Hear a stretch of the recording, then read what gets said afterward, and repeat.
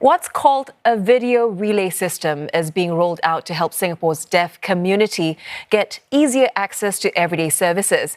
They'll be able to use Singapore Sign Language, or SGSL, to do things like book appointments or check bank details via a centralised pool of interpreters. Now, the effort is part of the country's push to improve inclusivity in society. It also comes as the Social and Family Development Ministry moves to make SGSL the official language for the community. To tell us more, I'm now joined by CNA's Richa Mathew. Hello, Richa. Welcome to the studio. It's good to see you here. Now, for a start, bring us up to speed. What exactly is the Singapore Sign Language? Right, so Shah, Singapore Sign Language is actually the most commonly used language or the more preferred language by the deaf community in Singapore. So it's actually one among 300 other sign languages all over the world. And what's unique is that Singapore Sign Language has certain signs that are only used by those in Singapore, and it's actually created by those in Singapore. So it's a very organic, it's a very ground up language. And actually, like you mentioned earlier, formalizing it actually means that, the deaf people would be more included in workplaces, in, national events or even schools. So actually to pick up some of these words and signs, I actually sought the help of a friend from the community. Her name is Shalini Gidwani. She's also a SGSL teacher. So let's take a look at that.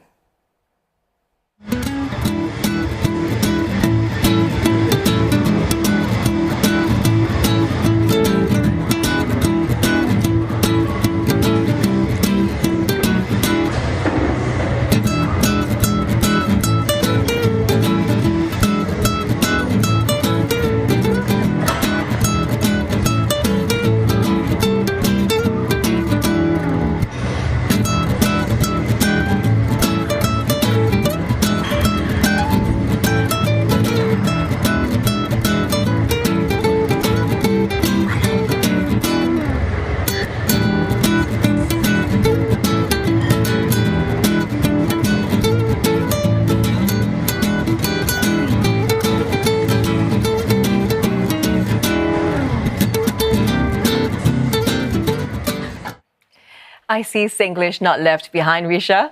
Yeah. Right. So these are just some of the words that I managed to learn, but there's actually a lot more of these SGSL signs out there. And it's very interesting because these are actually created by the people and it's used by the community, right? So, but from, just these words, you can actually see it's beyond the hand signs. It's actually the expressions on their face, like you saw Paise and Alamak. Yeah. It could also be, some of the people in the community shared even the way you move your eyebrow actually could change the meaning of the sign. So it's actually very interesting, language to learn. And, this language, because it's so unique, there's a need to record it and to keep track of it. If not, you will lose it over the years. And in Singapore, what we do have is an online sign bank that actually keep tracks of these signs. And it's created since 2019, but there are about 800 words in it right now. And the Singapore Deaf Association, actually, they are planning to step up efforts. So let's hear what they have to say. Our cadence is we do about 20 words every month, and what is exciting is we're now going to move to have the deaf community be much more involved with the sign bank, so contributing to it in more robust ways. So we're talking to our partner NTU about how we can do that, and so we'll be able to announce that soon. Yeah. Perhaps we can expect more words in the sign bank, Richa. And since SGSL could officially be recognized, are we expecting anything more from the sign bank? Right. So the community itself, some have shared with me that they hope there could be a greater push. So they hope to see a formal dictionary. But of course, this would take time and there's a requirement for it. So at least 3,000 words to be, included or recorded in this dictionary.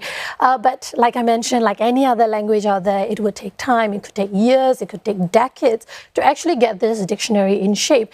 But what's heartening is that Singapore is actually taking the first step with the sign bank. And having this kind of formal or recorded language actually kind of narrows the gap between, the deaf community and the hearing community in Singapore. Of course, that's even more shown and seen through the VRS system or the video relay services that was actually mentioned earlier. So what it actually does is creates more accessibilities to everyday services by tapping on interpreters through Zoom. So VRS is something that's new to Singapore, and we could actually see SEDEF trying out and showing us how it might work. For example, if a deaf person were to make changes to their medical appointment, they would currently need to find an alternative to phone calls, and that would mean emails or live chats. But this could also mean that things could be delayed to about 4 to 5 working days. But with the new VRS, everything could be simpler and more accessible.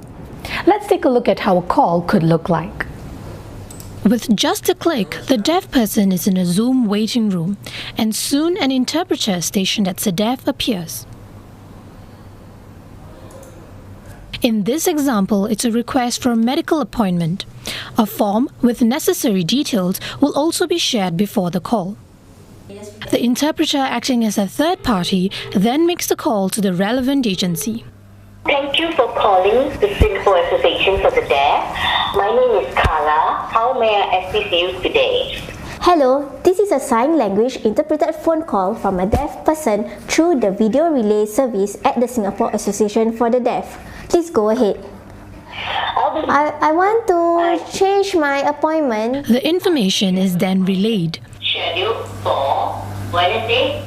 Once the changes are made, the interpreter informs both parties and ends the call. Thank you. We all take it for granted, those of us who are hearing, to do everyday things like calling up the bank to figure out our credit card bill or calling the telco. For deaf persons, it's harder. And so VRS is a way for us to allow them to do that, to have that accessibility, because sign language is their first language, Singapore Sign Language is their first language, or it's their preferred language. And this allows them to interact with the rest of the world in their preferred language. Thank you. But as with any new systems, VRS also has its challenges. Having enough people to do this, and so we do need, we're always looking for more interpreters, we're always looking for more people to join us in this space of access. We're also training a lot of community interpreters, folks who volunteer or folks who do this part-time or do this on top of their day jobs.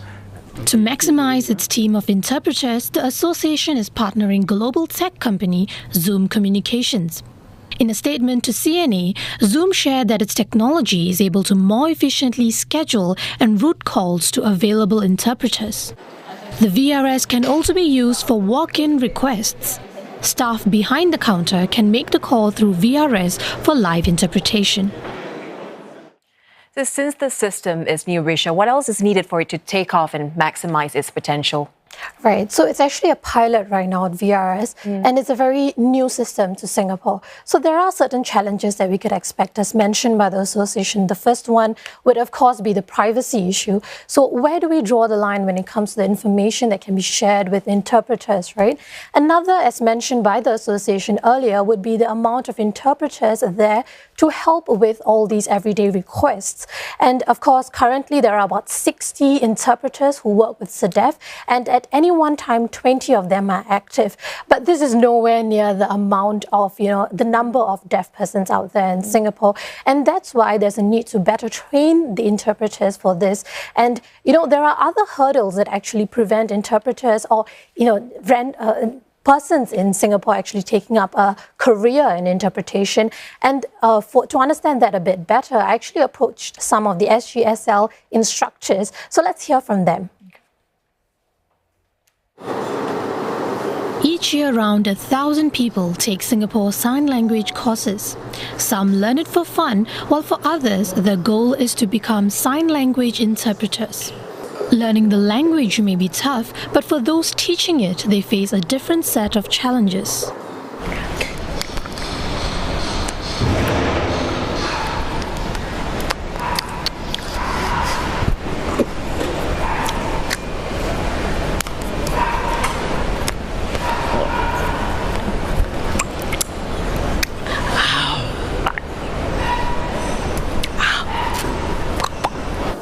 Another deaf community group, Equal Dreams, relies on its in-house training materials with a focus on sign linguistics.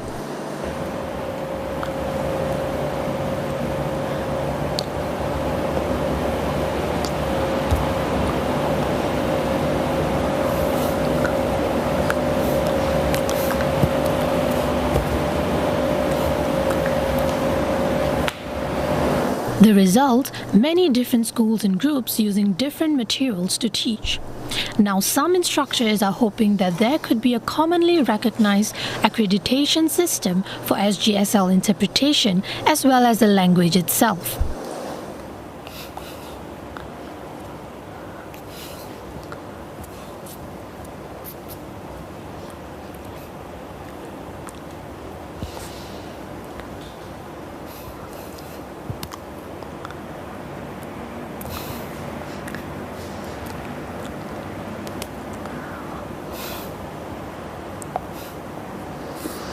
The hope is for more to take SGSL seriously and to consider the interpreter role as a profession. Let's hope more people get on board the Singapore Sign Language course. Richa, how else can accreditation and having more interpreters help in this area? Right. So if you take the example of maybe countries overseas, we actually see countries like France where, they hire interpreters, full-time interpreters for when they try to be more inclusive and hire deaf persons. So some other countries actually give some form of subsidies when it comes to hiring interpreters. But of course, in Singapore, the idea itself is quite new. And SGSL, like I mentioned, is a young language. So this might not be so feasible for us, but there are other ways to make use of accreditation, and that could, come in the form of upskilling the current workforce. So, firms can actually send their workers to go train and learn SGSL, and this way they can create a more inclusive workplace for deaf persons who are hired. But that does not mean the companies are not doing anything right now. They're actually making efforts, and SG Enable says more newer sectors are actually trying to hire them, including social media and even marketing. So let's take a look at some of the firms have tweaked their jobs to support deaf persons who have cochlear implants. Being a nurse has always been Clydia Tan's dream job, but it took her nearly 5 years of job hunting before she got into Alexandra Hospital. Despite qualifications, some were not keen on hiring because she required a cochlear implant to hear. I applied to many hospitals. I got rejected by quite a few, but there are certain reasons. They did point out that I have hearing loss. Then why do I want to be still in clinical? I can just go into admin. It really affected me mentally because I just wanted to practice. Clydia now works in the isolation ward, where it's quieter and so more conducive for her. A trial on the phone calls to make sure that I can still hear, and there are adjustable volume buttons for me to adjust the volume. Today I actually can go home today. The staff are also supportive, for instance chipping in when it gets too noisy for Clydia.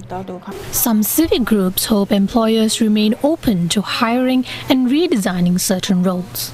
And a lot of times, whether it's to communicate more through text, by texting short messages or having video calls and stuff like that, those things do help a lot. And there are some jobs which are naturally more suited for that. Chinese milk tea chain Chuggy made small tweaks to the way it trained deaf workers. We need to dedicate more time for them and also contextualize our training according to their needs, such as creating more video aids and more hands-on training and bite-sized training in a more simple approach so that they can absorb better. And such efforts have been paying off for its 16 deaf employees. Nurzian says it's unlike other F&B jobs she had.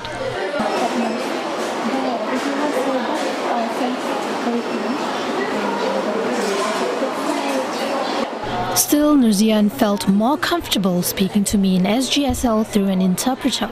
So while an implant helps, nothing beats someone who can speak her language at work. Back at Alexandra Hospital, Clydia says getting the job is only the first step. If you ask me at this point where I am now, a lot of my batchmates were all senior staff nurse, but I'm only still a staff nurse. Even after that years of experience I could have obtained if I were to get my license earlier. Richa? Right, so Singapore is definitely on the right path, but of course there are still deaf persons there who might not have, the job that they really wanted or have trained for. And that's where perhaps Singapore still needs to put in more resources and effort to basically learn a bit more and develop Singapore's uniquely, specific language, which is Singapore's Sign Language. Definitely a small step towards being an inclusive society, Richa. Thank you so much for sharing your report with us tonight. CNE's Richa Mathew here with us in the studio.